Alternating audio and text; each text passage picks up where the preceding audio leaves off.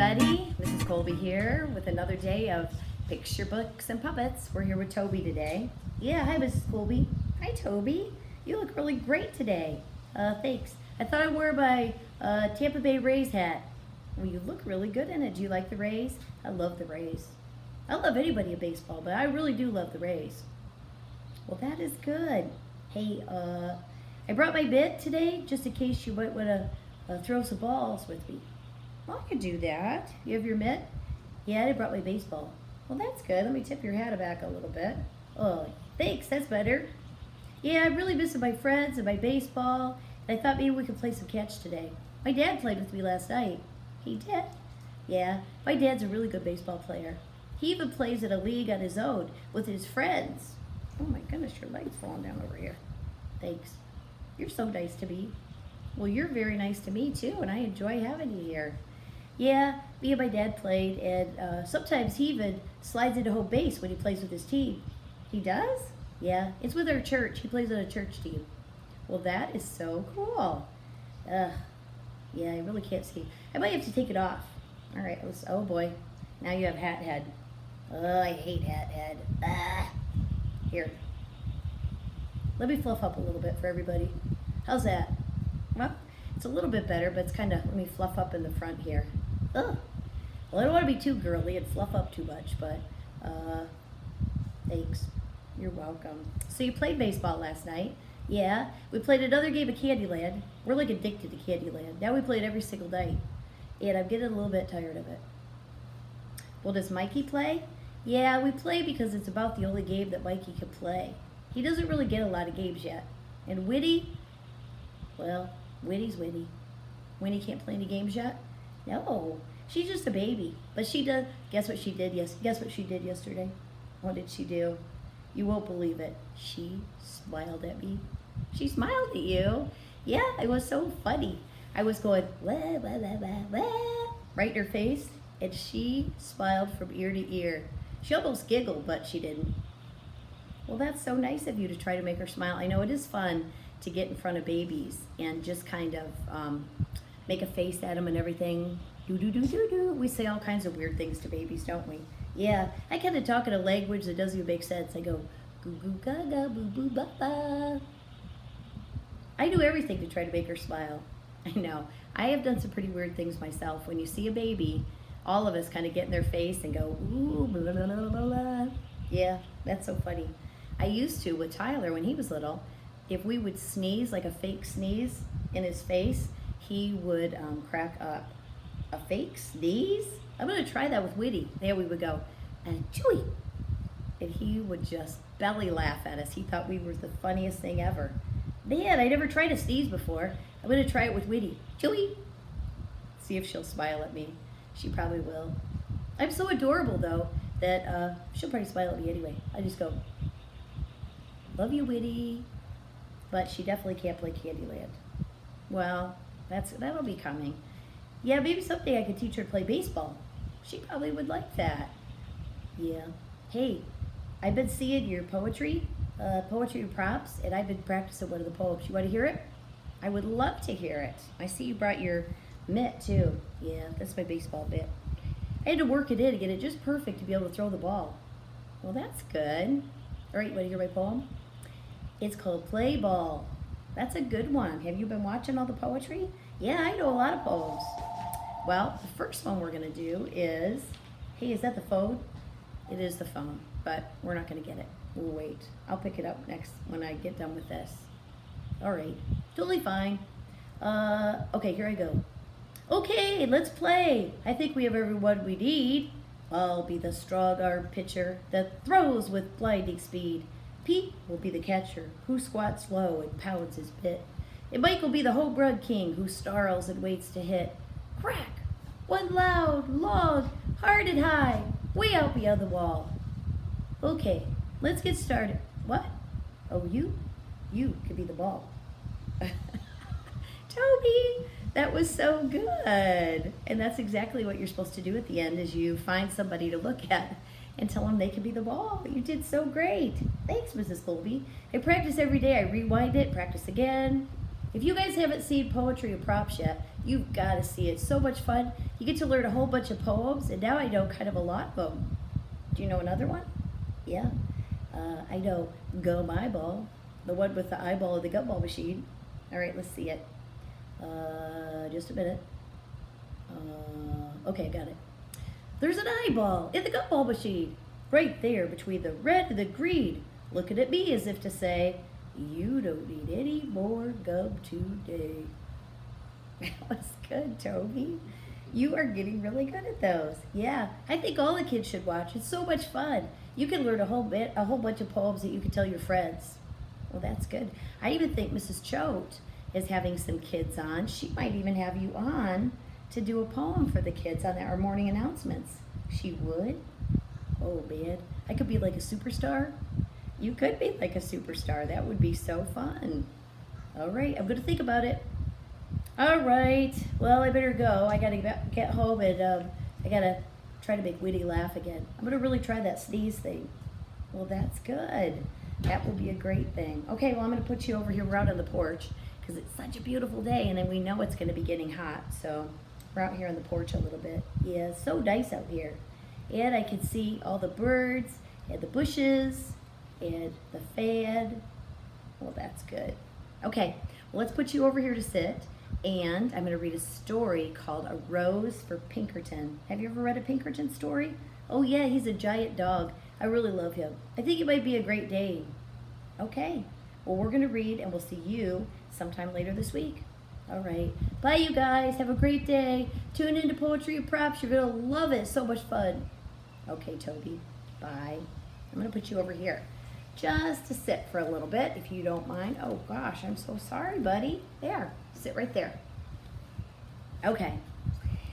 So, we are going to read a story called A Rose for Pinkerton.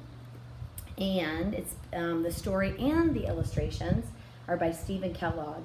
And again, we have a basket full of Stephen Kellogg books in our room, or our library. And we have a bunch of Pinkerton books. He's the Great Dane, and he is really funny. He has some good adventures. We have like Jimmy's Boa, if you've ever read that. There's a lot of books that he's written that are so much fun. The Mitten, My Best Friend I used to read to the kids. Really, really good books. Okay, here we go with A Rose for Pinkerton. Anything on the back? Nope. No blip on the back to tell us anything, but that's okay. All right, here we go.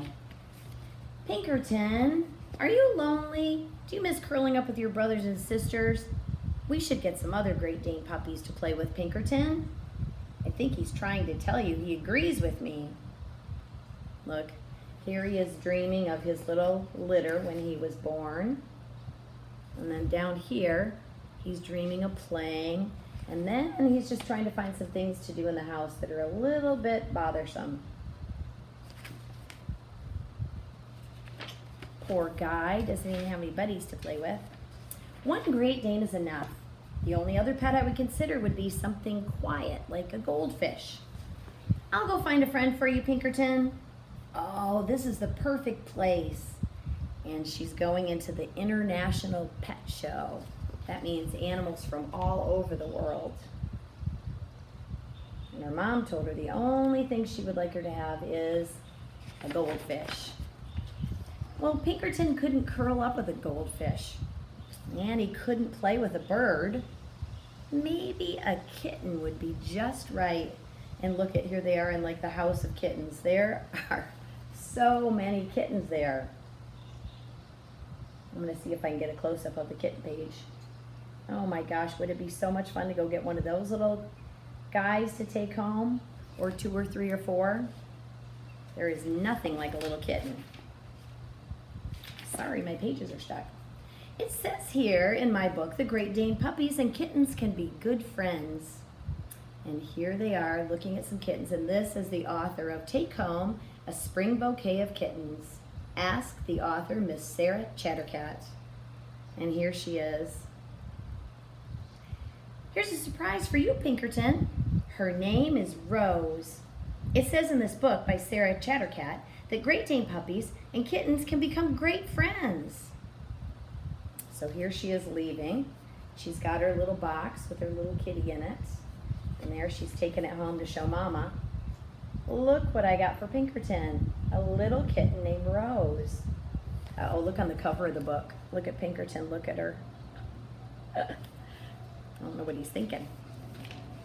Hey, he seems to like her. And look at Pinkerton right here when I get it up close. He's just having a little bubble about what he dreams of doing. He's licking her head, getting her all clean. But look, meow! She dove out of the box. Rose took over Pinkerton's sunspot, and she started eating his dinner. So here he is dreaming of how great and wonderful it's going to be, and he's going to lick her and take care of her, and then disaster breaks out with this little Rose. I think Rose wants to be a Great Dane. Oh no! Look at Pinkerton's trying to get inside her box. Now Pinkerton is trying to be a kitten. Let's go back to the pet show. I have a few more questions for Sarah Chattercat. Look, here's Pinkerton hopping up on her lap. And here's the little kitty cat holding up her leash to go for a walk. Their roles are reversed. He's acting like a cat and she's acting like a dog. Here they go back to the International Pet Show. And look, it says, the Grand March of Poodles. Don't miss the world's most glamorous poodles on parade. Here's Pinkerton inside the house of cats, and they're all over him. He's just licking them. And she's saying, Rose, come back. She has a little leash on like a puppy. But look at Pinkerton. He's going, oh my gosh, look at all these kittens. I love them. The only one that doesn't seem to like him is Rose, the one she got for him. Pinkerton will be safe with the kittens. Help me find Rose. Look at it, says the Poodle Lounge. Everybody's in here sitting with their poodles. Poodles are invited to relax, snack, and freshen up before the grand march, before their parade. Rose, where are you? And there's the arrow going to where the grand march of Poodles is going to be. And look at all these poodles getting all prim and proper and their hair cut and groomed. But they still cannot find Rose. Here's Pinkerton way in the back. Can you see him? He's still loving the house of kittens. That's so funny. Oh my goodness, these pages are stuck together. I see her. She's in line for the Grand March of Poodles. Look at her. She's picturing herself as a poodle. I'd like to welcome our television audience to this stunning event and to introduce Dr. Alicia Kibble of Canine University, who will present the Golden Poodle Trophy. And here she is. They're on stage and they're heading out, and she's jumped right in with the March of Poodles. She thinks she is a poodle. And over here, she's just dreaming of getting the grand prize, the trophy for the poodles. Stop the ceremony! Oh, call the police! The Grand March of Poodles has been infiltrated by a feline imposter. And feline means kitty cat. Excuse us, but that's our cat Rose. She used to think she was a Great Dane, but now she's decided to be a poodle. And look at the lady going, ah! And there's Rose. And over here, look what the poodles think about that. No, no, no, no, no, you're not getting in our March of the Poodles. Ladies and gentlemen, the crowd and the poodles have gone berserk.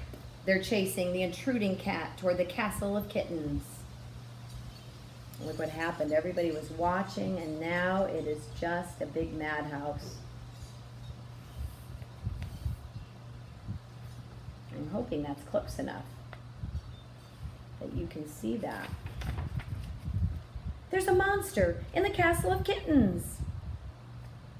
So here are the poodles chasing Rose into the castle of kittens. And look who pops their head up over here. It is an imposter in the castle of kittens. Everybody is going crazy.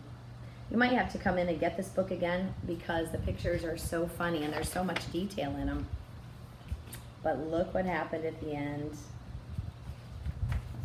take home a spring bouquet of kittens. It looks like Pinkerton and Rose are going to be friends after all. Rose decided it isn't so great to be a dog, and it's very nice to be a kitten, and she's got such a good friend. So I'm imagining when they get home, maybe some of the things Pinkerton was thinking about in his head, he'll be able to do with Rose. So that's good. I hope you enjoyed A Rose for Pinkerton by Stephen Kellogg. There's other Pinkerton books that are good, so when we get back to school, or if you get on Epic, or if you go to the public library site on Overdrive, if you go to Overdrive on their site, after you sign up for a library card, it is so easy to check out books. You might be able to check out some more Pinkertons. And I know on Epic, they have the books up close and you can turn the pages. I don't know if they have Pinkerton on there, but it would be worth checking out. Okay, thanks for coming to see Toby and I. Toby's off already playing baseball. He didn't even stay to finish the story. So we'll see you tomorrow. Have a really great day. Bye, you guys.